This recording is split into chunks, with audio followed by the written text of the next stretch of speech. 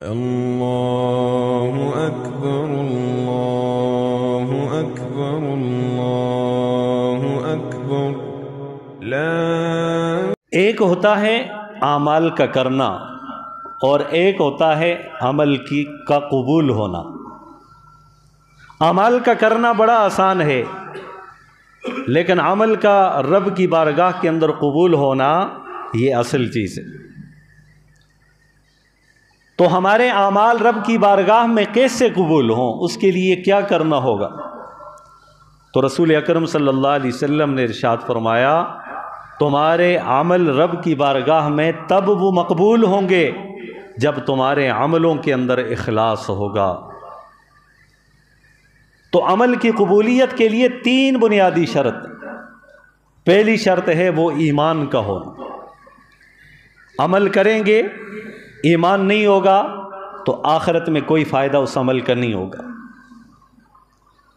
دنیا میں جتنے بھی کافر بظاہر اچھے اعمال کرتے ہیں، غریبوں کی مدد کرتے ہیں، آفت زدہ علاقوں کے اندر آتے ہیں، ان کی مدد کرتے ہیں، اسکول تعمیر کرواتے ہیں، ہسپتال بنواتے ہیں، تو ایمان نہ ہونے کی وجہ سے ان کے ان اچھے عملوں کا آخر میں کوئی بدلہ نہیں دیا جائے۔ تو عمل کی قبولیت کے لیے بنیادی شرط وہ ایمان ہے۔ اور دوسری شرط کیا ہے؟ اخلاص کا ہونا۔ اخلاص کیا چیز ہے؟ کہ ہر عمل رب کی رضا کے واسطے ہونا چاہیے، کہ یا اللہ جو عمل میں کر رہا ہوں خالصتاً تیری رضا کے لیے کر رہا ہوں۔ جب عمل میں اخلاص ہوگا تو وہ رب کی بارگاہ میں قبول ہوگا۔ اور اخلاص کیسے حاصل ہوگا؟ جب نیت اچھی کریں گے، اپنی نیتوں کو درست کریں گے کہ کامل رب کی رضا ہمیں حاصل ہو جائے۔ امام غزالی رحمہ اللہ نے اپنی کتاب کیمیاء سعادت میں، اسی طرح شیخ الحدیث مولانا زکریا صاحب نور اللہ مرقدہ نے اس واقعے کو نقل کیا ہے۔ وہ فرماتے ہیں کہ ایک جگہ میں ایک عابد تھا، عبادت گزار تھا، اور اس کے قریب علاقے میں کچھ لوگ تھے جو درخت کی پوجا کیا کرتے تھے، درخت کو اپنا معبود سمجھتے تھے، اس کے سامنے جھکتے تھے۔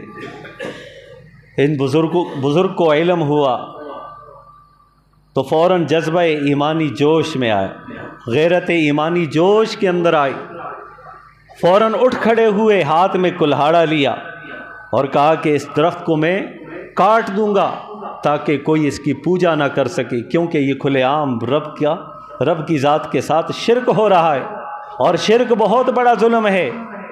چنانچہ وہ اٹھ کھڑے ہوئے اور اس کو کاٹنے کے لیے روانہ ہو گئے۔ راستے میں ایک شخص ملا، ابلیس ایک آدمی کی شکل میں۔ راستے میں ملاقات کی، کہاں بڑے غصے میں جا رہے ہو، کہاں جا رہے ہو؟ کہا کہ بہت بڑا ظلم ہو رہا ہے، رب کی ذات کے ساتھ درخت کو شریک بنایا جا رہا ہے، میں اس درخت کو کاٹنے کے لیے جا رہا ہوں۔ تو ابلیس جو آدمی کی شکل و صورت اختیار کی ہوئی تھی، اس نے کہا کہ تمہارے جاننے سے کیا ہوگا؟ ایک درخت کاٹو گے تو دوسرے درخت کی پوجا کرنے لگیں گے، تو بھلا تم اس بات کی طاقت رکھتے ہو کہ تم بہت سے درختوں کو کاٹ سکو؟ اس نے کہا کہ ہاں، رب کی جہاں پر نافرمانی ہو رہی ہو، رب کی ذات کے ساتھ کسی کو شریک بنایا جاتا ہو، تو میرا ایمان اس بات کو گوارا نہیں کرتا، میری غیرت یہ گوارا نہیں کرتی کہ میرا وجود ہو اور میں رب کے حکم کی خلاف ورزی دیکھوں، تو اس وجہ سے میں اسے جا کر ضرور کاٹوں۔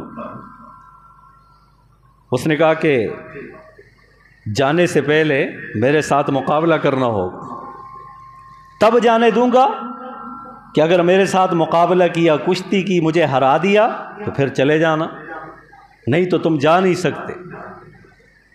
تو اس نے کلہاڑا ایک جانب رکھ دیا اور ابلیس کے ساتھ لڑنا شروع کر دیا۔ اب ایک ہی لمحے میں اس نے ابلیس کو نیچے زمین پر پٹخ دیا اور فوراً وہ کلہاڑا ہاتھ میں لیا اور کہا کہ تیری گردن میں کاٹ دوں گا۔ اس نے کہا میری گردن نہ کاٹنا، میں تجھے ایک مشورہ دیتا ہوں، تیری خیر خواہی کی بات کرتا ہوں۔ کہا کیا بات ہے؟ کہا بات یہ ہے کہ رب کو بھی راضی کرے گا، تیری ضرورتیں بھی پوری ہو جائیں گی۔ کہا وہ کیا بات؟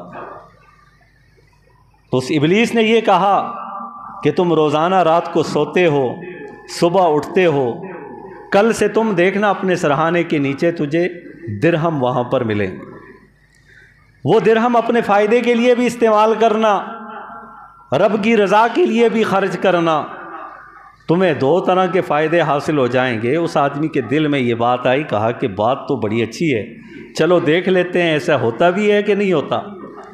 صبح اٹھا، سرہانے کے نیچے دیکھا کہ 5 درہم تھے، 2 درہم اللہ کے راستے میں خرچ کر دیے، 2 اپنی ضرورت پر خرچ کر لیے اور 1 مشکل وقت کے لیے اپنے پاس رکھ دیا۔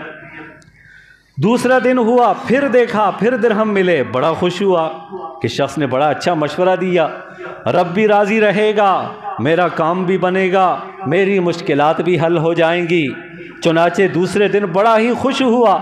تیسرے دن جب صبح بیدار ہوا، سرہانے کے نیچے جب اس نے دیکھا، اسے درہم و دنانیر نظر نہیں آئے، پریشان ہو گیا۔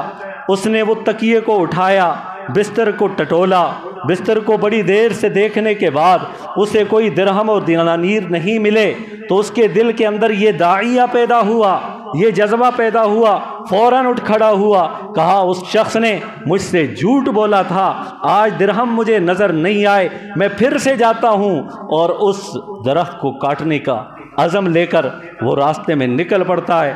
پھر وہی شخص راستے میں ملتا ہے۔ کہا کہ کہاں؟ درخت کو کاٹنے کے لیے۔ اس نے کہا اب تو نہیں جا سکتا، میری وہی شرط ہے، میرے ساتھ مقابلہ کر، مقابلے میں تو جیتا تو چلے جانا، ہار گیا تو نہیں جا سکتا۔ اس نے کہا کوئی بات نہیں، کلہاڑا رکھا، پھر سے کشتی شروع کر دی۔ پھر سے جب اس نے کشتی شروع کی تو اب ابلیس نے ایک ہی وار میں اس کو نیچے پٹک دیا۔ وہ حیران ہوا کہ 2 دن پہلے میں نے ابلیس کو نیچے بچھاڑا تھا، اس شخص کو نیچے بچھاڑا تھا، اور اب کے بار یہ مجھ پر غالب آ گیا۔ اس نے کہا کہ دوبارہ پھر کرتے ہیں کشتی۔ دوبارہ کیا تو پھر ابلیس نے ایک ہی جھٹکے میں اس کے زمین میں پٹک دیا۔ وہ حیران ہوا، ابلیس اس کے سینے کے اوپر سوار ہو گیا۔ تو وہ کہنے لگا مجھے یہ بتاؤ کیا ماجرا ہے، 2 دن پہلے میں تجھ پہ غالب تھا اور آج تو مجھ پر غالب آ رہا ہے، اور 2 مرتبہ غالب آ چکا ہے، یہ ماجرا کیا ہے؟ اس نے کہا کہ شخص سن، میں ابلیس ہوں، شیطان ہوں، اور پہلی مرتبہ تیرا جذبہ خالصتاً رب کی رضا کے لیے تھا، تو رب کی رضا کے لیے اٹھ کھڑا ہوا تھا، اور تیرے اس ارادے میں کوئی اور چیز شامل نہیں تھی۔ تو آیا، تیرے راستے میں رکاوٹ بنا، تو نے مجھے پچھاڑ دیا تھا، اور اب جو تو دوسری بار آیا ہے نا، اب خالصتاً رب کی رضا مقصود نہیں ہے، تیرے ذہن میں وہ درہم جو ہے وہ گردش کر رہے ہیں، تو تیری نیت کے اندر دنیا کا مال آ گیا، دنیا کی دولت آ گئی، تو اس لیے میں تجھ پر غالب آ گیا اور تو مغلوب ہو گیا۔ تو دیکھیے نیت خالص ہونے کی وجہ سے رب کی مدد انسان کے ساتھ شامل حال ہوتی۔ تو عمل کی قبولیت کے لیے دوسری بنیادی شرط کیا ہے؟ عمل کا یعنی نیت کا خالص ہونا، اخلاص کا ہونا، اور اخلاص ایک ایسی نعمت ہے جو رب کی مدد بھی انسان کے ساتھ شامل حال ہوتی ہے، اور جب اخلاص میں کمی ہو، کامل اخلاص نہ ہو، تو پھر اللہ کی مدد و نصرت نہیں ہوتی، پھر انسان پر شیطان حاوی ہو جاتا۔ تو عمل کی قبولیت کے لیے دوسری بنیادی شرط وہ ہے